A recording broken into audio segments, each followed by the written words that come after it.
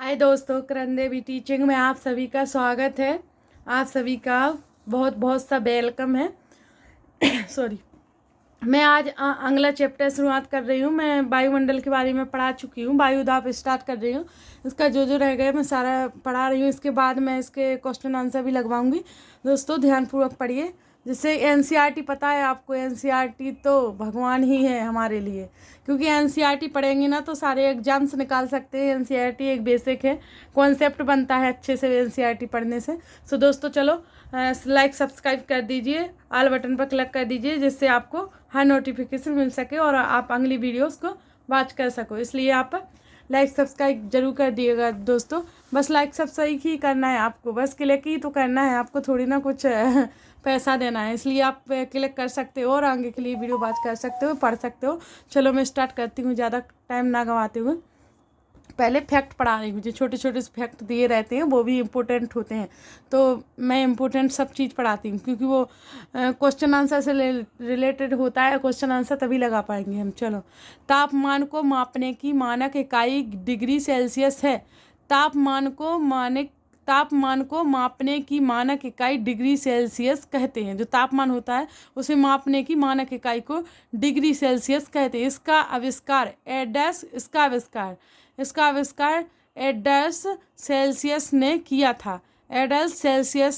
था। सेल्सियस पैमाने पर जल 0 डिग्री सेल्सियस पर जमता है।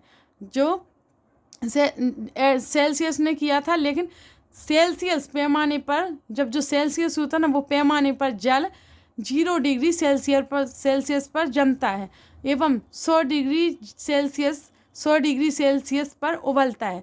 0 डिग्री सेल्सियस पर जमता है, 0 डिग्री सेल्सियस पर जमता है और 100 डिग्री सेल्सियस पर उबलता है जल। यहाँ क्या आप जानते हैं, दूसरा फैक्ट, कि चांद पर वायु नहीं है। क्या आप जानते हैं कि चांद पर वायु नहीं है, अतएव वहाँ वायु दाब भी नहीं है। वहाँ चांद पर वायु भी नहीं है और वायु दाब भी नहीं है। अंतरिक्ष यात्री जब चांद पर जाते हैं तो वे विशेष रूप से सुरक्षित हवा से भरी हुई अंतरिक्ष पोशाक पहनते हैं।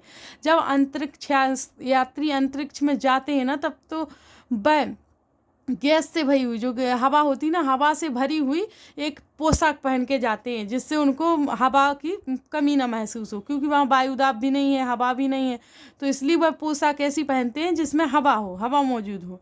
इसलिए हवा से भरी हुई अंतरिक्ष में पोशाक पहन के जाते हैं। यदि वे इस अंतरिक्ष में पोशाक को ना पहने तो अंतरिक्ष यात्रियों के शरीर द्वारा विपरीत बल लगने के कारण उनकी रक्त सिराएं फट सकती हैं। सही बात है। अगर किराए अंतरिक्ष में यात्रियों के शरीर पर जैसे पोशाक पहन के ना जाए हवा वाली, तो विपरीत बल लगने के कारण उनकी रक्त स्राव फट सकती हैं, जिससे अंतरिक्ष यात्री रक्त स्रावित हो सकता है।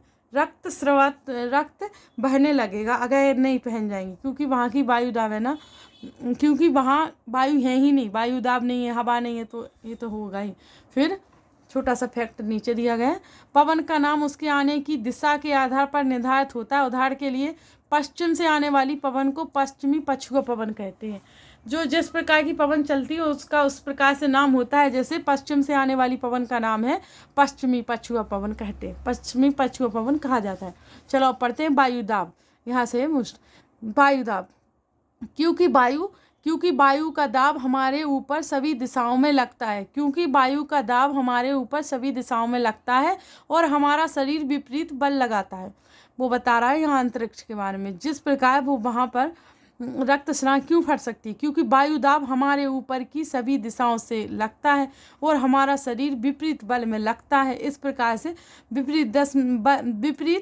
विपरीत बल में लगेगा ना, तो हमारी सिराएं हैं ना, जो वो फट जाएंगी, वो रक्त स्रावित हो जाएंगी। पृथ्वी की सतह पर वायु के भार द्वारा लगाया गया दाब वायु दाब कहलाता है। पृथ्वी की सतह पर जो वायु चलती ना, उसके द्वारा लगाया गया जो दाब होता ना, वही वायु दाब होता है। जैसे समुद्र स्तर पर वायु दाब सर्वाधिक होता है और ऊंचाई पर जाने पर यह घटता जाता है। वायु दाब समुद्र स्तर पर, वायुदाब सर्वाधिक पाया जाता है और ऊंचाई पर जाने पर वह घट जाता है। ये मैं पहले भी पढ़ा चुकी, जब ऊंचाई पर जाते हैं ना तो वायुदाब घट जाता है, घटता जाता है, क्योंकि ऊंचाई पर अंतरिक्ष में है ही नहीं है वायुदाब। इस प्रकार से वायुदाब नहीं है, हवा नहीं है, तो वो तो घटेगा ही ऊपर जाने में। कोई इतना का आता है, ये क्वेश्चन बहुत बार आ गया, वो आता रहता है कि ऊपर जाने पर वायुदाब क्या होता है, तो घटता है, बस घटता है ओनली। तो सबसे ये कहीं भी कैसा भी आए तो घटता है, यही लिख देंगे। और समुद्र स्तर पर वायुदाब अत्यधिक हो जाता है, बढ़ता है। और दोस्तों फिर से ध्यान दिला रही हूँ, लाइक सब्सक्राइब कर दीजिएगा, जिससे आपको आगे की वीडियो भी मिल सके। और मैं पूरी एनसीईआरटी पढ़ा ली, अगर एनसीईआरटी ही पढ़ ली, लोग कहते ही एनसीईआरटी हर चीज़ में, यूपीएससी के लिए, इतने बड़े एग्जाम के लिए एनसीईआरटी चाहिए, तो छोटे छोटे तो वैसे ही क्लियर हो जाएंगे। समझो, पढ़ोगे तो छोटे छोटे तो। और मैं आगे चल के पूरे क्वेश्चन आंसर करवाऊंगी इनके, और प्रीवियस ईयर के क्वेश्चन पेपर लगवाऊंगी, इसलिए आप ज़रूर से ज़रूर वीडियो वॉच कीजिए दोस्तों। और ज़रूरी नहीं है कि अच्छा मिले कि किताब से पढ़ाए, सब लोग पढ़ाते हैं, उनका वैसा आइडिया थोड़ा अलग होता है, किसी का कैसा किसी। बस ध्यान दीजिए, आप अच्छे से समझोगे ना तो आपको अच्छे से समझ आएगा और क्वेश्चन आंसर भी लगा पाओगे 100%। वायु संदेह उच्च दाब से निम्न दाब क्षेत्र की ओर गमन करती है। जब वायु है उच्च दाब से हमेशा कम यानी निम्न दाब की क्षेत्र की ओर गमन करती है, चलती आती है। जहाँ बहुत ज़्यादा चल रही है वह थोड़ी थोड़ी की साइड चलती आती है। पवन, चलो पवन स्टार्ट करिए। उच्च दाब क्षेत्र से निम्न दाब क्षेत्र की ओर वायु की गति को पवन कहते हैं। पवन उसे कहते हैं जहाँ से स्टार्ट होती है बहुत सारी पवन चलती है, चलते चलते वो निम्न यानी कम वायुदाब तक गति धीमी करती जाती, गति पहुंच जाती है, उसको कहते पवन यानी चलना। समझ जा, इतना तो समझते होंगे, क्योंकि पवन तो पढ़ा ही होगा, पढ़ा तो हमने सब कुछ है, पर उतना याद नहीं रहता है, थोड़ा थोड़ा पढ़ेंगे तो ही याद हो जाएगा, इसलिए पढ़ते जाइए मेरे दोस्तों। चलो, पवनें कितने प्रकार की पवनें होती है? 3 प्रकार की। यहाँ से मुख्यतः यहाँ पर है, मुख्यतः 3 प्रकार में विभाजित है पवनें। पहला है स्थायी पवनें, क्योंकि मैं वो नहीं पढ़ा रही हूँ फालतू, मोस्ट पढ़ लो, क्योंकि पेपर एग्जाम में मोस्ट ही आता है, वो तो ये सब लगा ही रहता है, उसमें क्या तेज पवन चलती कैसी चलती है तो आप जानते ही होंगे। स्थायी पवनें, व्यापारिक पश्चिमी एवं पूर्वी पवनें स्थायी पवनें हैं, ये बरस भर लगातार निश्चित दिशा में चलती रहती हैं। स्थायी पवनें व्यापारिक पश्चिमी एवं पूर्वी पवनें स्थायी पवनें हैं जो ये वर्ष भर लगातार निश्चित दिशा में चलती रहती। जो स्थायी पवनें होती ना वो व्यापारिक होती हैं, ये आ सकता है एग्जाम में। व्यापारक पश्चिमी एवं पूर्वी पवनें कौन सी होती हैं? वो होंगी स्थायी, या ऐसा आ सकता है कि स्थायी पवनें कौन सी होती हैं, तो वो होती हैं व्यापारिक पश्चिमी एवं पूर्वी पवनें जो निश्चित दिशा में चलती रहती हैं। सभी आ सकता है, निश्चित दिशा में कौन चलती रहती, तो स्थायी पवनें। इस प्रकार से कई प्रकार से बना के क्वेश्चन पूछा जा सकता है, इसलिए आप ध्यान से पढ़िए दोस्तों।